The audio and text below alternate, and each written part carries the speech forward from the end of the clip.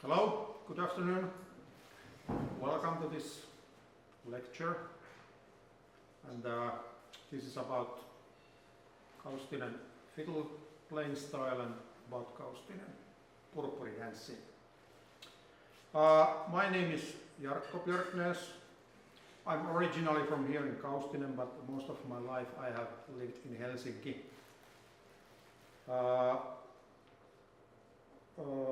I'm a hobbyist, violin player, reed organ player, former folk dancer, but it was 20 years and 30 kilos ago.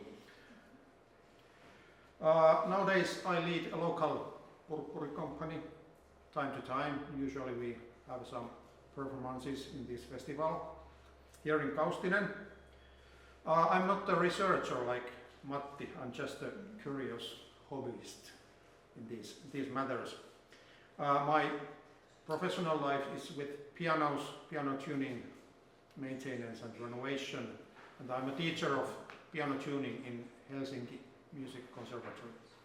But every summer I'm living here with my family in Kaustinen. Now I shall give my time to Matti. He will continue from here and we spare his lecture. Thank you. I'm Matti Mäkelä, fiddler and researcher, born also here in Kaustinen, but nowadays living in Lapua, South Ostrobothnia, where we have a traditional Ostrobothnian peasant house. I'm working at Helsinki University Ruralia Institute in Seinäjoki, mainly in different kinds of cultural heritage and history projects connected with rural areas. Nowadays I work mainly with traditional and ecological traditional peasant houses, but I also play in folk music group JPP and Kirkonkylän Pelimannit and teach fiddlers 1 day a week in Lapua. In university I studied ethnology and musicology, and I'm doing PhD about Ostrobothnian traditional houses, but very slowly. Western Finnish culture area is mainly divided to southern Finland and Ostrobothnia. You see Ostrobothnia is this large area here. And southern Finland had bigger economical differences. There were, for example, manors, and Ostrobothnia was socially very equal because people were mainly independent peasants. And this line shows Swedish-speaking area here in southern Finland and here in Ostrobothnia, Swedish-speaking area. Kaustinen is located here, middle in Ostrobothnia, just 3 kilometers from language border. In Ostrobothnia, regional culture, village culture has been very strong, and cultural areas consists of river valleys. Where you from is the first question when you meet people. For example, many decades ago, my grandmother's sister came here from Vaasa and met my becoming wife and asked, "Are you from Kaustinen or Veteli?" And Veteli is our beloved neighbor village. My bride was from outer space, which means southern Finland. If we think central Ostrobothnia, historical sources of livelihood have been tar, wood and shipbuilding. It was quite common already in 1700s that some men worked part of the year as a shipbuilder or construction worker. Downstairs here in Folk Art Center you can look exhibition of Kuorikoski family, Finland's largest builder family, originated from Kaustinen Nikula. They were well known about churches they made and repaired over a century. And in farming, cows have always been essential for central Ostrobothnia because grain was not produced so much up here north. When some Ostrobothnian coastal towns got the right 1765 for export tar straight abroad, began a golden era of this area because practically every peasant in Ostrobothnia produced tar. Vicar of Kokkola, Anders Sydenius, helped this as a politician, and he had an orchestra in Kokkola which has very lively music activities already in 1700s. 1771, 6 years before Kaustinen Church was built, is written first mention of dances where the house owner and fiddler have to pay their actions here in Kaustinen. Same thing happened 1780, and thanks for that we know the names of these early fiddlers. These pioneer fiddlers were Mats Ventberg, whose father was from Kaustinen Salonkylä, and Juho Mikonpoika Kenttälä. Third time when fiddler is mentioned in church archives was from year 1848 when fiddler was priest's son, Taylor Isak Hepe. These written markings are very rare, and there is a reason for that in Kaustinen. When you look back to history, you can always find roots for different activities.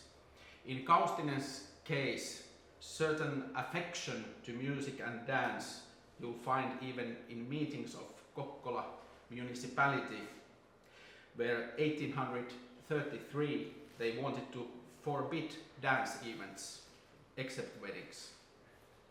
Kaustinen was represented by Mikko Varila, who strictly was against the ban. One generation later, 1861, when Veteli, Halsua, Kaustinen and Perho had same meeting to forbid dance events, Kaustinen was against the ban. So if you are living in a village where people want to play and dance, you don't report those events to authorities. Tradition has always different layers, and you can say that every generation always brings along some new features to tradition. Ostrobothnia has strong regional culture, very similar like Norrland in Sweden, or Nordland or Trøndelag in Norway. For example, traditional furniture has features from Baroque, Rococo or classical style, so that regional styles usually are combinations of different time periods.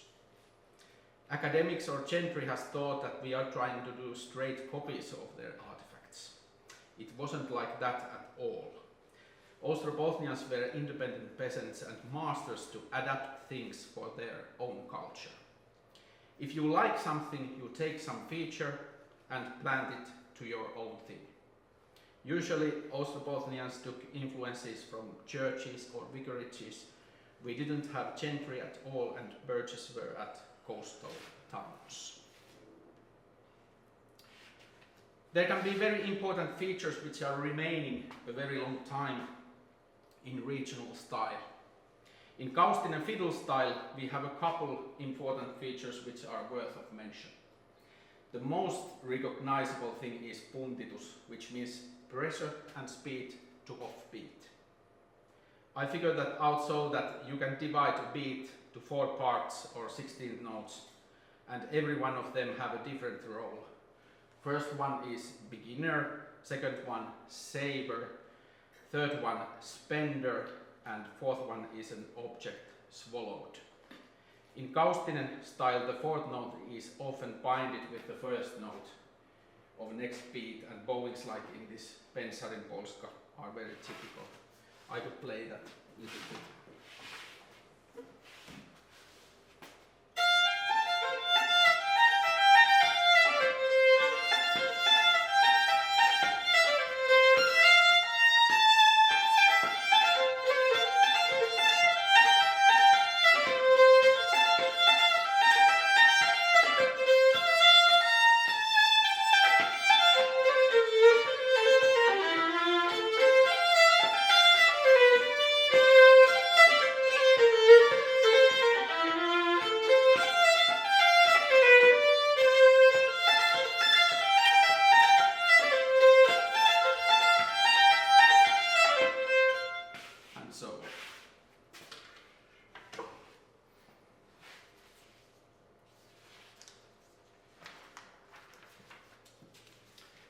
Another important feature is connected to melodies. And we could play plain version of Wedding March from Kokkola area. Jarkko, come along. This is the plain version of the Wedding March of this area.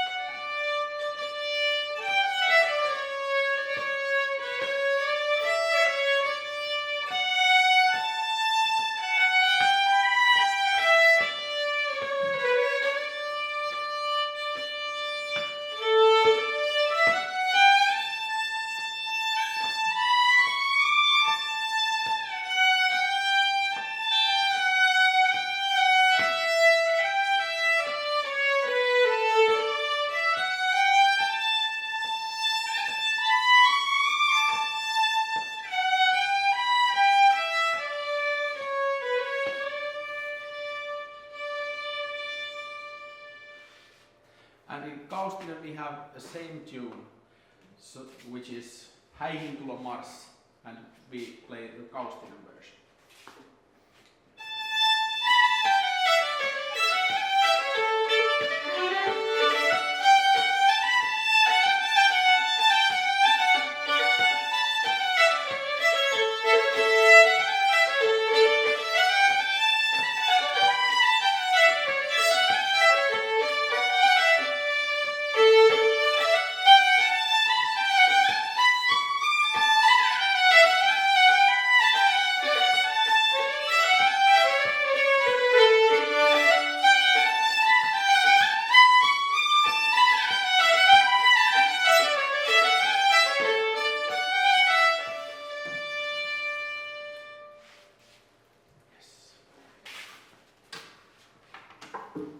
As you heard, variation and ornamentation have become the part of the structure of melody. In overall, Kaustinen music is wedding music. This was Häihintulomarssi, Come to the Wedding March, but we have other ceremonial marches as Kättelymarssi, Handshaking March for congratulations, Juottomarssi, Drinking March for toast, and Fatimarssi, special march for collecting donations. Weddings are the highlights of Ostrobothnian folk culture and a special event in that sense because in weddings dance and music were allowed. In Kaustinen even religious people approved dance and music in weddings. For example, well-known fiddler Hintrikki Peltoniemi played weddings in the end of 1800s but didn't play big dance events or village dances. So there was a big difference between dance events. In older times, polskas and minuets were played in Kaustinen weddings. Actually, in Ostrobothnia, minuet was an important ceremonial wedding dance, and minuet started wedding dance also in Kaustinen in the beginning of 1800s. And thanks to Petri Hoppu, we know that minuet was replaced in Kokkola around 1830s. And something happened in Kaustinen too. Oral tradition says that priest danced alone and Markku Joonas played.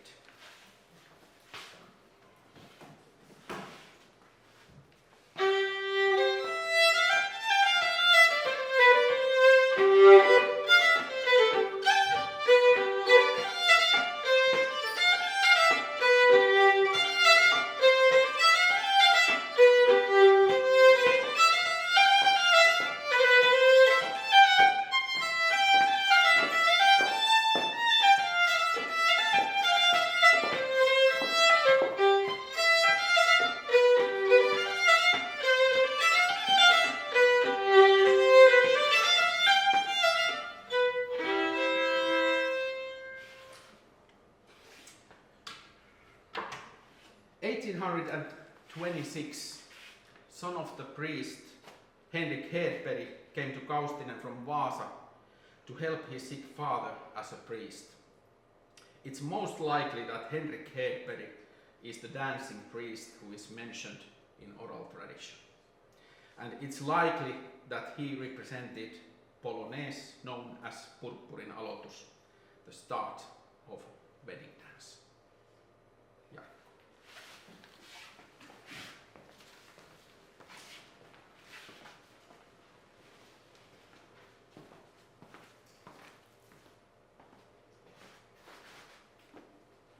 Okay, about Purppuri.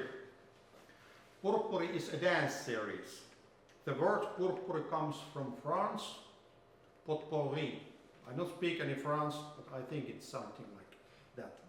It means a mixed meat food. Like there is different kind of meat in a soup, there is different kind of dances in potpourri. Because the origin of the word comes from France, so it's quite justified to search the origin of Purppuri, also from France. In France, it was already on the Middle Ages common to combine certain different dances to series or as a whole. In the beginning of the 19th century, when contra dances from England came to France, they were quite popular there. They began to dance small square dances, called at first cotillon, later known as French folk dances. They started to create series from these small dances, and they called this series potpourri. Purppuri in Finland. In my best knowledge, it is not known in any other country's dance tradition a Purppuri dance or dance called Purppuri, except of course France. So it's a little bit a question how it has been so well known here in Finland. It's not mentioned in Sweden or it's not mentioned in Germany. So possibly it came from East, Russia. After a so-called Finnish War between Sweden and Russia in 1808 and 1809, Sweden had to alienate Finland to Russia, and Finland was attached to Russia as Grand Duchy. Lots of Russian officers and soldiers came to Finland, and they did participate in a lot of social life here, with the nobility, priesthood, and bourgeois people as well as higher officials. So a lot of cultural Russian influence came to Finland during this era. Also dance culture. There is not a lot of certainty of the origin of how Purppuri came to peasants from higher nobility. But the first mentions about Purppuri are from year 1818. In Turku, 25th of February 1818, Countess Arnfeldt organized a dance party, and Purppuri or potpourri was part of that. And a couple days later, 27th of February, same year, Chief Justice Snellman organized a party, and Purppuri was also mentioned on that program list. There was on that party. According to Toivo Salonen, who collected folk dances in the beginning of the 20th century, Purppuri took place between 1850 1860, but it's his opinion about that. Then Purppuri in Kaustinen. Now I'm not talking anymore about potpourri, I'm talking about Purppuri, how they translated the word here. First mentions of the Purppuri in Kaustinen are from Juho Björk, who say that Purppuri has been danced in Kaustinen before his father's childhood, and his father was born in 1836. Purppuri was a ceremonial dance in weddings in Kaustinen at least between 1850 and 1930. After that, Purppuri has stayed alive, many thanks to Mr. Santeri Isokangas, who was born in 1885, died in 1967, a local purppuri master. Later, the local youth society and the fiddler society has kept this tradition alive. The structure of the purppuri as it is danced today is near the structures it was in 1920. It has 9 parts here in Kaustinen. Unfortunately, the names of the parts are very difficult to translate in English, so please try to hang on. Parts in Kaustinen. First, there is aloitus, a ceremonial beginning before the actual purppuri begins. Second one is kävelyristaus. It's walk crossing or crosswalking. Ristaus is a dance choreography or sequence inside the purppuri. Several parts in purppuri uses the same choreography, but it has something to do with crossing with other dancers while dancing in different parts of the purppuri. So I think myself that the origin of the ristaus crossing is somewhere there. Third one is hidas hoppatahti, slow switch or change step pace, using ristaus choreography. Fourth one is nopea hoppatahti or nopea hoppatahti, fast switch or change step pace, using ristaus choreography. Then comes 2 very strange anomalies. First one is ympärysvalssi. It's simply a waltz dance around the dance floor. But in Kaustinen purppuri we have used so-called siljavalssi, like a flat style waltz. It's very strange rhythmical and choreographically anomaly in Kaustinen purppuri. I will come that later on. Please come in. Sixth one is parinvaihtovalssi. It's a waltz dancing where you change the partner. And it's also danced using siljavalssi. Seventh one is flikuleri. Flikular said Google Translator, but I'm not sure if that's a correct word in English. It's a couple, 2 couples square dance or square figure dance, which has another anomaly in purppuri. I come to that later on. Eighth one is kävelyristaus, walk crossing. Second one, same as was in the beginning of the purppuri. And the last one is lopetus. It's a ceremonial ending of the purppuri with change style dancing ending with the fast polska dances.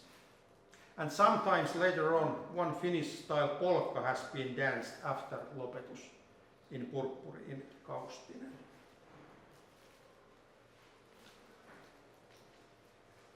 Purppuri in wedding. In the wedding couple usually leads or are leading the dance. If they were not very skilled dancers, there could have been somebody else leading the dance.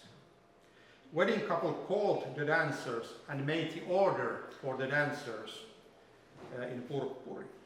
Usually the closest people were dancing near them and relatives and so on. They were called so-called yläpuoli, upper side of the purppuri. And not so close people were dancing far away, more far away, and they were calling alapuoli, downside. Surprisingly, the first couple on the alapuoli or downside could have been the most important couple in purppuri. And that's because their role in choreography, it's the same as wedding couple. And if the wedding couple was not so skilled, it could be that couple who was leading the dance, because they know what they were doing. Sometimes couples were called and ordered so that there might be more weddings come near future. And then I want to say there is one very nice story about a man called Huntuksen Matti. He was not very skilled dancer, but he was very funny and everybody liked him, so usually he was called in purppuri, in weddings, because he was a nice guy. In northern Ostrobothnia and central Ostrobothnia, purppuri did last quite a long time. There are several villages where purppuri has lasted from generation to generation as an oral information. Later on, when it did not have so big part in wedding party, purppuri has been a part of so-called show weddings or crown weddings. These were held starting from around year 1920. In this picture, this is from Helsinki Ostrobothnia house where this kind of show was kept in 1955.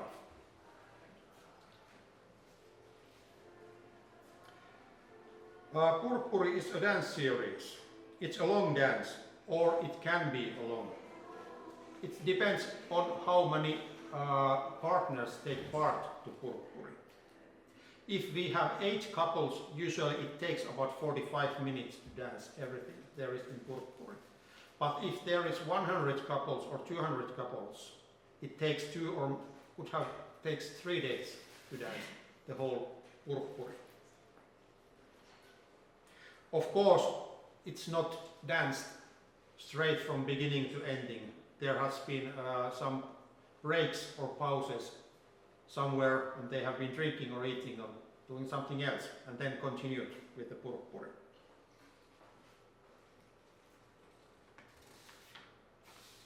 But because this is a way to socialize with other people, so there is lots of time to speak with others and have some kind of oh, I forgot the word, but anyway, it's a socializing. So and then comes your turn to dance while time to time.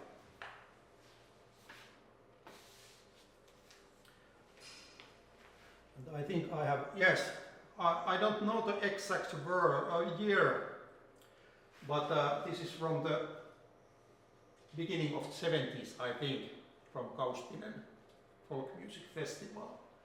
And I noticed that Matti's father is dancing over there. And I think your mother is his partner. Somewhere. Yeah, somewhere.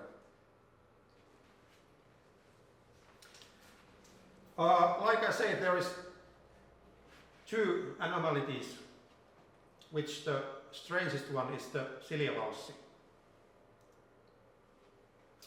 And here is a note about Markun Joonan Valssi. And in upper row you can see the melody and the bowing when playing this song. And the second line is the dance rhythm. So, Siljavalssi is a local traditional style dance to dance waltz in purppuri. In the waltz, the rhythm pacing is normal 3 quarters. 1, 2, 3, 1, 2, 3, 1, 2, 3. But the beats are in bar, 3 beats in bar. Instead, pacing the dance, there is 4 beats. And that's divided in 2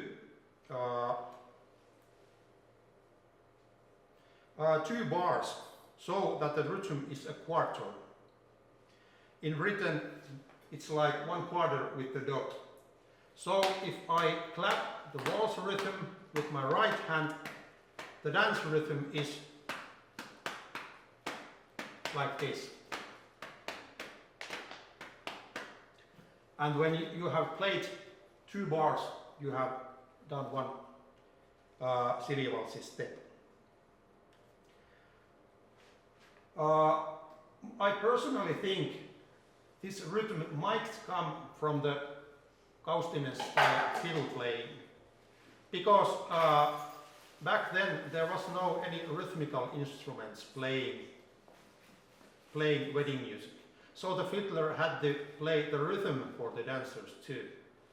And I think the puntitus and this syncope bowing is part of that rhythmical playing. And if you look this note, you can see that the first beat in every bar, it's just a strong one. So puntti might be there. And the second one is where the bow changes its direction, and it's causing an more louder part, an accent on music, and it's very easily here. And so these two elements, like they are in the notation, creates this kind of rhythm, which is you can hear while dancing. And I think, Matti, if you play a little bit Silja Valssi, I can show you first the walking rhythm. So he is playing normal Silja Valssi, and I'm walking to the Silja Valssi dance rhythm.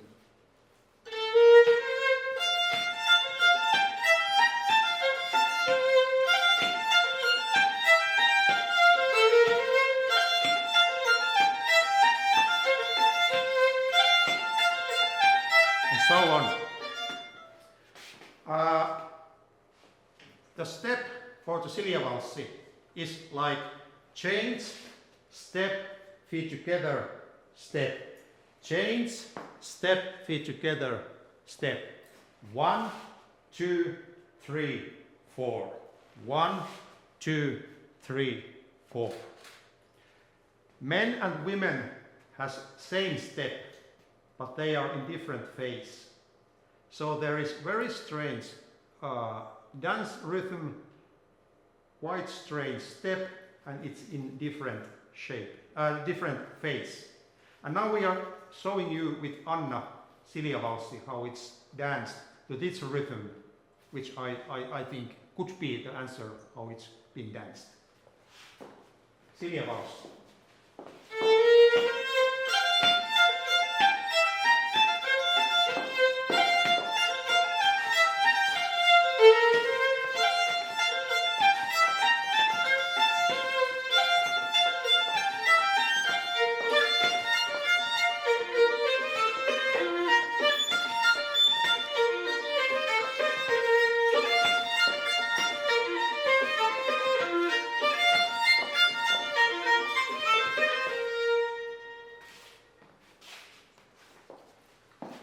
Thank you, Matti.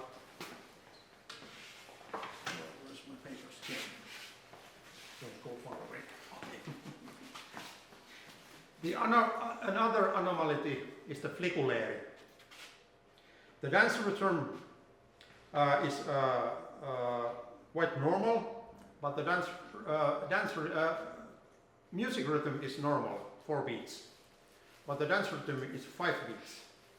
But there is no any dividing, so we are just listening to rhythm of the music, and the figure and the music very seldom comes together.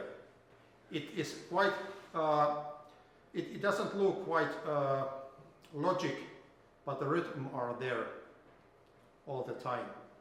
So I think this is something to do with the peasants dancing. They have seen it danced, and then they have somehow copied it, but they have for some reason made it like it is. And now we are going to show you flikulēri. There should be another couple, because this is a 2-couple dance. So you need to figure another couple here, and for a while we are dancing with the coasts.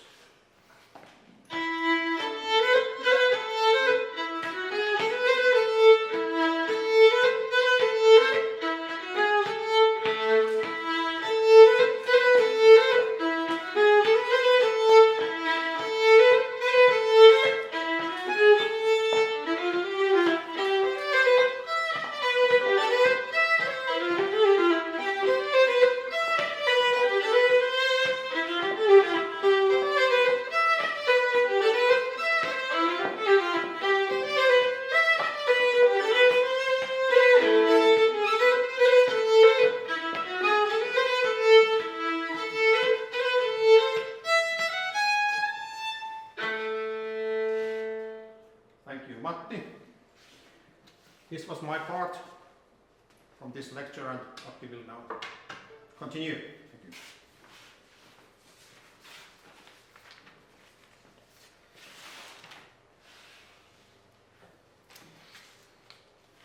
religion has restricted music and dance in different times, and in Finland especially from 1850s when revivalist movements arose. Many priests did love music and dance in the first half of 1800s, and old priest in Kaustinen, Isak Hedberg, was very musical, and it's told that they even had dance competitions in the beginning of 1800s. Hedberg's another son was a fiddler, and daughter was married with fiddler Markku Joonas. Latter half of 1800s, dance was widely banned in many areas. There have been some difficulties in Kaustinen too, but mainly evangelical movement had greater allowance for music than many other religious movements. Kaustinen people had very big weddings. We know that Kaustinen fiddlers were sometimes invited to play weddings in neighboring parishes already in 1800s, and dresser of the bride often came along. Usually weddings were celebrated 2 days with big crowd, and third day was for relatives and closest friends. According to Samppa Luoma, who was Kaustinen-born teacher, there were 500 up to 900 people in weddings in the beginning of 1900s. We must remember that this kind of events were possible in summertime. Early days, weddings were held at fall, in October and November, when cattle were slaughtered and grain was in granaries. In autumn, weddings were celebrated in the main rooms in old peasant houses. There was a big change in 1840s when people started to celebrate weddings during summertime. In Kaustinen, 1844 is the first year when there were more weddings during summertime than autumn. During Crimean War in 1850s, some Russian soldiers were located in Kaustinen and Veteli, and some influence is possible also to Purppurian music. In 1850s started also something which is still going on. In that time, Kaustinen area had a very strong tradition in kantele playing. Kantele is, as you know, Finnish national instrument. Greta Haapasalo, who was a Kaustinen-born singer and kantele player, started her tours and became best known Finnish musician of 1800s. She played at markets and also concerts in towns. Liisa Juoperi and Sven Järvilä, known as Kantele Svenne, had their tours also, and they get plenty of followers, for example of their relatives. In that time, kantele was a common instrument in this area, but died out in southern Finland. So when these kantele players toured, they sold kanteles which were manufactured in this region. These early kantele players were first folk musicians touring all over country, and Greta Haapasalo even in Stockholm and St. Petersburg. And this is still going on.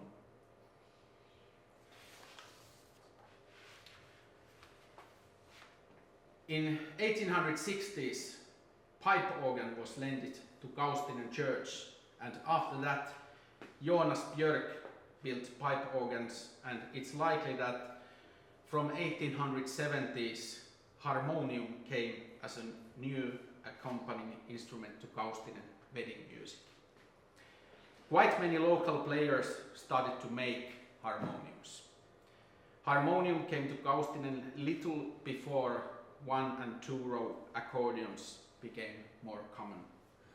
Accordion was called hand harmonium in Kaustinen, and accordion have never been popular in Kaustinen, I must say. Harmonium influenced Kaustinen fiddle style substantially. Open strings were not used anymore along with melody. Same phenomenon happened, for example, in Shetland Isles when accompanying instruments came along. In Kaustinen style melody line became clearer. It said about Klumpi Hintrikki, who was one of the main fiddlers in the latter half of 1800s, that when he was playing, there was accompanying alone, which means that he used open strings to underline important tunes of melody to make it bolder. I should probably say something about inner sight of culture, and I have one example. If I say to Jarkko that you are so great dancer, it's suspicious.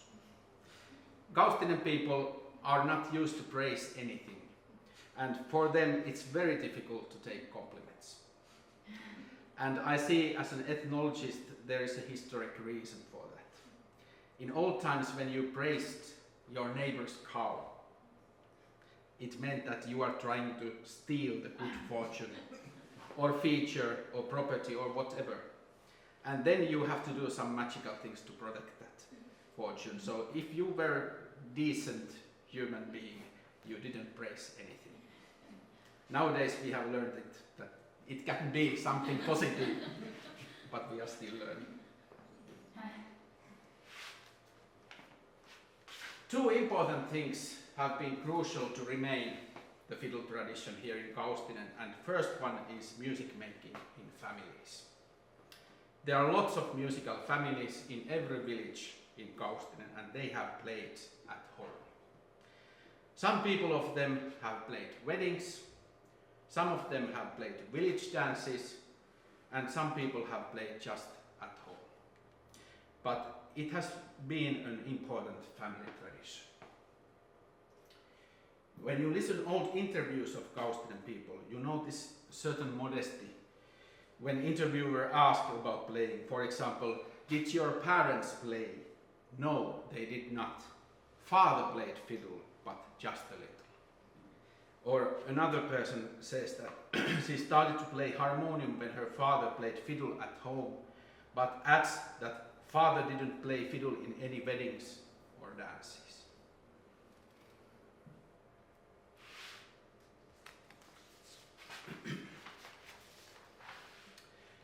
In the end of 1800s and in the beginning of 1900s, people from eastern Finland went to cities to southern Finland, and Ostrobothnians went to America. We know that quite many Kaustinen immigrants played music in America, and it probably was a medication for homesickness and one way to communicate among them. Konsta Jylhä was the best known folk musician here in Finland in 1900s, and his father and uncle were in America and played there, and later his cousin Artturi Peltokangas brought some old Kaustinen music, also old Kaustinen music back from there. And actually this picture is from America and from Heikki Nikula's great book Kansanmusiikki ja kielirajalta by Folkmusic-instituutti. And here's Konsta Nikula and Matti Kentala are playing near Astoria at 1950s. Actually, Matti Kentala was my grandfather's uncle, and I have fiddle he sent to my grandfather 1936, and it's made in America by Kaustinen fiddler and fiddle maker Sanfred Tastula, who was born in a neighbor of Jarkko's grandfather in Kaustinen Tastula.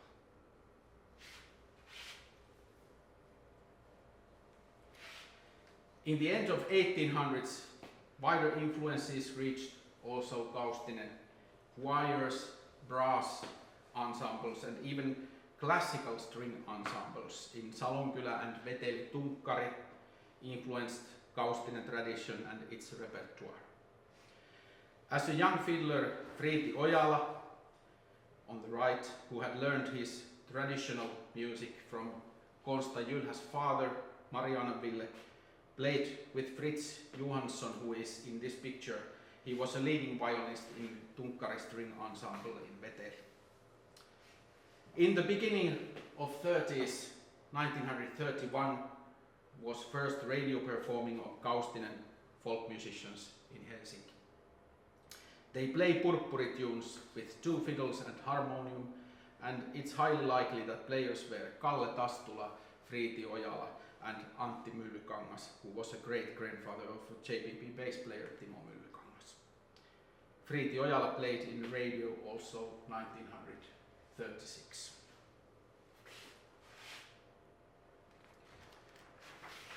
Another important thing to preserve fiddle tradition here in Kaustinen is a wedding tradition.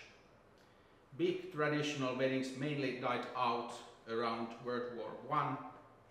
In Kaustinen, big traditional weddings were celebrated even after Second World War, in late 1940s and around 1950. In that time, it was an exceptional thing because traditions were not appreciated at all. Somehow there were some activities, for example music contests between Kaustinen and Mäkelä, where this photo has been taken, and some radio and TV performances and other events which kept tradition alive until Kaustinen Folk Music Festival started 1968. Our opinion is that Kaustinen Festival was that thing which preserved this old Ostrobothnian village culture here in Kaustinen to new millennium, because we had and still have something to wait and work together every summer. Even people live everywhere in the world. And luckily this folk music community is now much larger and wider. Thank you very much.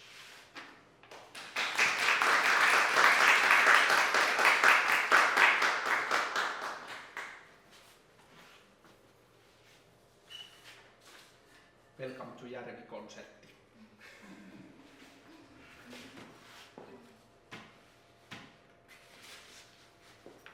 Outi. I'm probably not asking Finnish, but I will try to ask in English very fast. But I was really interested about the bowing that you showed also very nicely, and I was wondering that do you hear, for example, in the older archives recordings, for example, from Friede, this bowing, same kind of bowing style, as in for the newer recordings, for example, or do you think it might have been stronger in some of the villages in your Kaustinen than others? Yeah, there are differences, and this is quite complex question. Yeah, sorry. Actually. Because I think there's some idiomatic reasons also, because our modern instruments are different if we compare that time. That's one thing I think which differs, and there are some things which are, there are some differences probably in some tunes. There are not this type of poem, but in some pieces there are. So, yeah, we should research these things much more. Yes, we have plenty of work. Yeah, this is so fascinating.